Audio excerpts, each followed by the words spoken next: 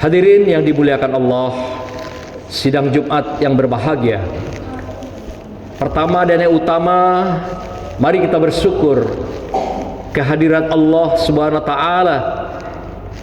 Sembari kita mewujudkan kesyukuran itu di dalam tindakan sikap perilaku kita di keseharian, yaitu dengan melaksanakan segala apa yang diperintahkan Allah kepada kita dan meninggalkan segala apa yang dilarang di dalam kehidupan kita. Selanjutnya salawat dan salam mari kita sampaikan kepada junjungan kita, junjungan alam Muhammad Rasulullah sallallahu alaihi wasallam. Semoga dengan kita sampaikan, kita panjatkan selawat dan salam kepada junjungan kita, junjungan alam, kekasih Allah ini, kiranya kita mendapatkan wasilah Rasulullah dengan selalu mendekatkan Allah, selalu melaksanakan ketaatan ibadah kepada Allah, selalu menunaikan apa yang diperintahkan Allah dan meninggalkan apa yang dilarang oleh Allah dalam kehidupan kita, sebagaimana uswah yang telah diberikan Rasulullah di dalam kehidupan manusia di muka bumi ini. Demikian juga dengan selawat yang kita sampaikan pada Rasulullah, semoga Allah akan berikan pertolongan perlindungannya kepada kita di saat mana tidak ada pertolongan seorang makhluk pun kelak di yaumil akhir, yaumil kiamah, kecuali syafaat Rasulullah, kekasih Allah, Habibullah, yang merupakan uswah kita semua, panutan kita semua, dan merupakan ikutan kita dan model kehidupan kita menuju kebahagiaan di dunia dan juga insyaallah kebahagiaan di akhirat. Hadirin yang dimuliakan Allah, izinkan kami sebagai khatib pada kesempatan yang berbahagia ini menyampaikan sebuah khutbah dengan judul yang singkat, wasiat Rasulullah. Kita baru saja memperingati hari besar Islam, yaitu memperingati kelahiran daripada Rasulullah, junjungan kita, junjungan alam, kekasih Allah, Habibullah, manusia unggulan, manusia istimewa. Sehingga dalam sebuah diskusi Allah katakan, kalaulah karena bukan cintanya Allah kepada Rasulullah, tidak akan diciptakan bumi dan langit, tidak akan diciptakan dunia ini beserta isinya, tidak akan diciptakan seluruh makhluk di muka bumi Allah ini. Tapi karena cintanya Allah kepada Rasulullah sebagai kekasihnya, Habibullah, maka Allah ciptakan semuanya untuk kebutuhan manusia, baik yang Islam, baik yang beriman, dan manusia seluruhnya yang bukan Islam dan bukan beriman. Maka itu dikatakan kehadiran Rasulullah, wa ma arsalnaka illa rahmatan lil alamin. Tidaklah Muhammad itu diutus sebagai seorang rasul oleh Allah Subhanahu wa taala kecuali menjadi rahmat bagi semesta kehidupan, semesta alam, dan semesta makhluk yang merupakan ciptaan Allah. Hadirin berbahagia, hari ini kita merasakan apa yang dikatakan Rasulullah, bahwasanya umat akhir zaman akan mengalami nanti beberapa karakter dalam kehidupannya. Pertama, kamu akan rasakan kehidupan umat di mana umat bagaikan buih, kal ghaisu, bagaikan puih, kata Rasulullah. Kamu banyak, kamu ramai pengikutnya, jamaahnya, di masjidnya, di masyarakatnya, di bangsa dan negaranya. Kamu banyak, kamu besar, tetapi kamu bagaikan buih, kata Rasulullah. Tidak ada kekuatan, tidak ada persatuan dan kesatuan, tidak ada kekompakan di antara umat. Di antara umat saling mengkafirkan, saling membid'ahkan, saling menyesatkan. Inilah fenomena yang akan kamu alami nanti ketika sesudahku, kata Rasulullah. yaitu masa-masa di akhir zaman yang sekarang kita hadapi sebagai satu proses kehidupan manusia dalam perjalanan hidupnya menunggu akhir kehidupan. Yang kedua, kata Rasulullah, kamu akan banyak jumlahnya, tetapi lebih banyak juga di antara kamu adalah hubud dunia wa karahiyatul maut. Lebih mencintai dunia yang fana ini, lebih mencintai dunia yang singkat ini, lebih terpesona, terlena, hanyut dalam kehidupan dunia yang dirasakan indah, yang dirasakan selamanya, seakan-akan kamu hidup selamanya di muka bumi Allah ini, sehingga melupakan akan kehidupan akhirat, wa karahiyatul maut, lupa akan kematian. Hampir semua manusia yang hidup di zamanmu, kata Rasulullah, akan menawarkan kemegahan, akan menawarkan materi jabatan, akan menawarkan kesenangan. Tetapi ingatlah, itulah salah satu cara mereka, baik manusia ataupun jin yang menyerupai manusia, akan menggelincirkan kamu dari kehidupan dunia ini dengan hubud dunia, sehingga kamu lalai kepadaku, kata Allah, lalai kepada Rasulullah, lalai dengan ajarannya di sepanjang hayat dan kehidupan kamu semua. Hadirin berbahagia, maka itu dalam konteks ini Allah ingatkan kita dalam surah Al-Isra yang kami bacakan tadi, bahwasanya Allah telah mengingatkan, Allah telah memberikan pegangan hidup bagi kita, pedoman hidup bagi kita, agar kita bisa mengelola, agar kita bisa memanfaatkan semua apapun fasilitas, nikmat dan anugerah yang Allah berikan di muka bumi ini dengan sebaik-baiknya. Karena semuanya itu adalah amanah yang diberikan pada kita, yang setiap saat amanah itu bisa Allah ambil dengan tiba-tiba.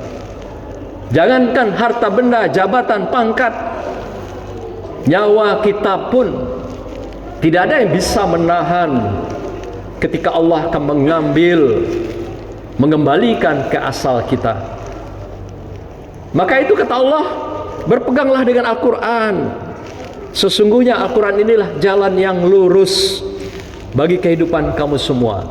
Dan di dalam Al-Quran telah aku berikan, kata Allah, informasi-informasi yang membuat kamu bahagia, yang menyenangkan, yang menyelamatkan, yang menjaga kamu di dunia dan menjadikan kamu selamat menuju akhiratnya Allah.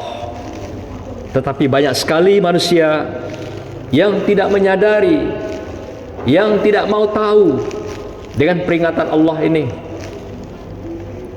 Ada juga yang tahu tapi pura-pura tidak tahu, atau juga sengaja meninggalkan pesan-pesan Allah ini dalam kehidupan.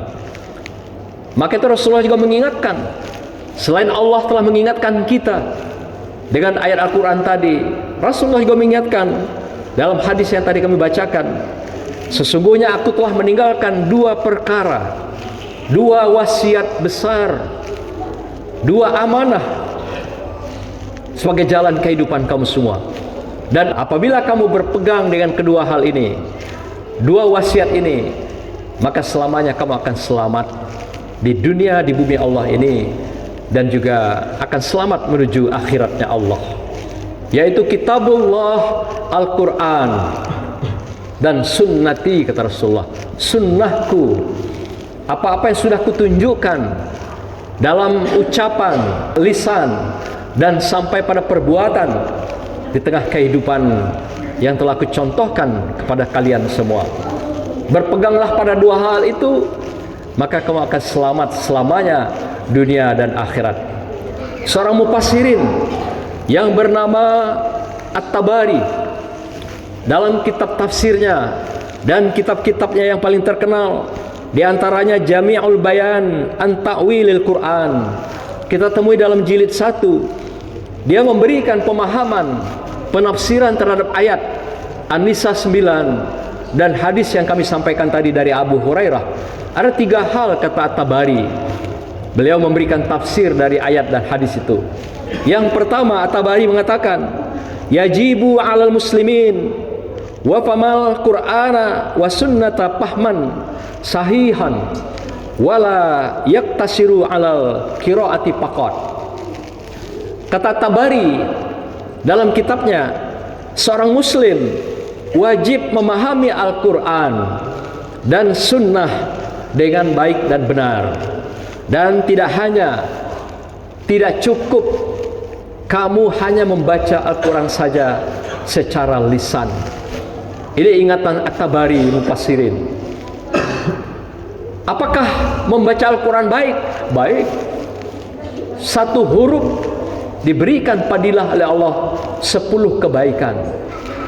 Bayangkan kalau itu 1 kalimat, 1 ayat, 1 juz, apalagi 30 juz.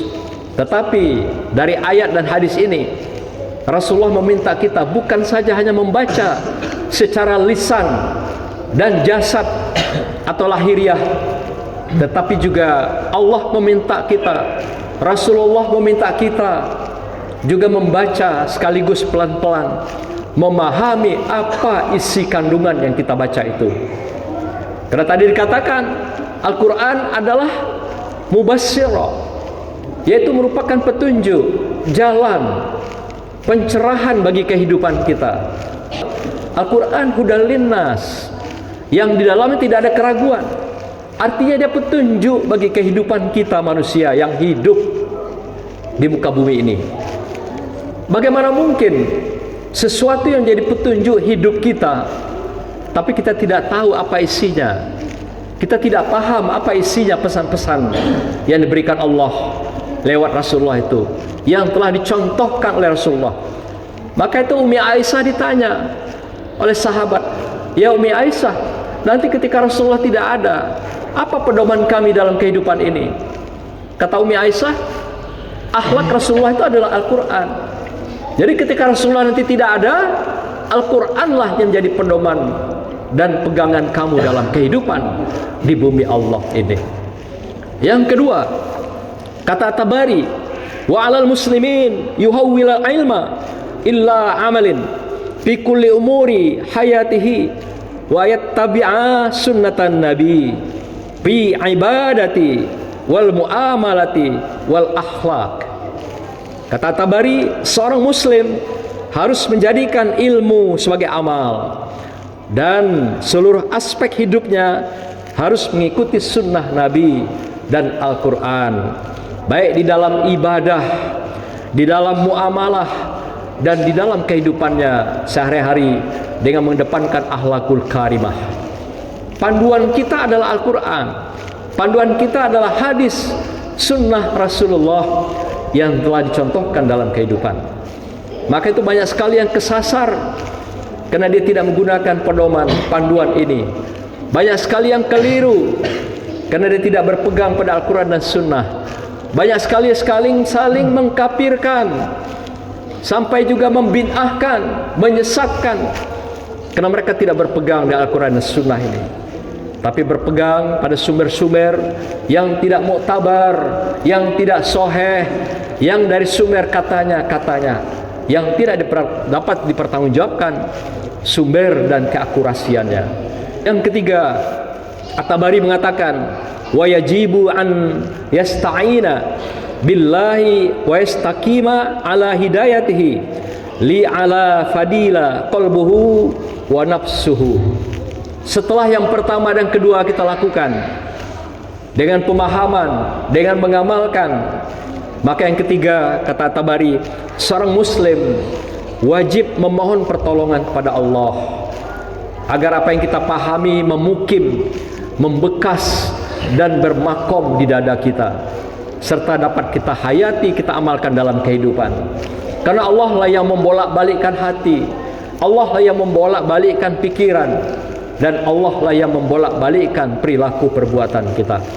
Maka itu ikhtiar kita dibarengi dengan tawakal kepada Allah, agar senantiasa ditetapkan, dimantapkan dengan kehidupan Al-Quran dan Sunnah Rasul, dan juga kita selalu berada dalam ketaatan, ibadah dan amal soleh di dalam kehidupan kita.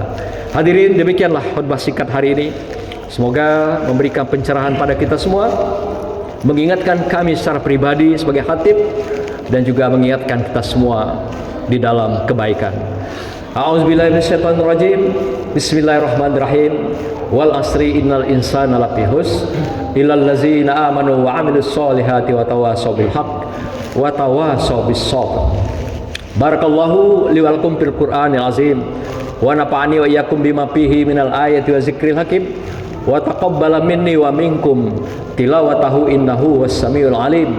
Aqulu qawli hadza wastaghfiruhu innahu huwal ghafurur rahim.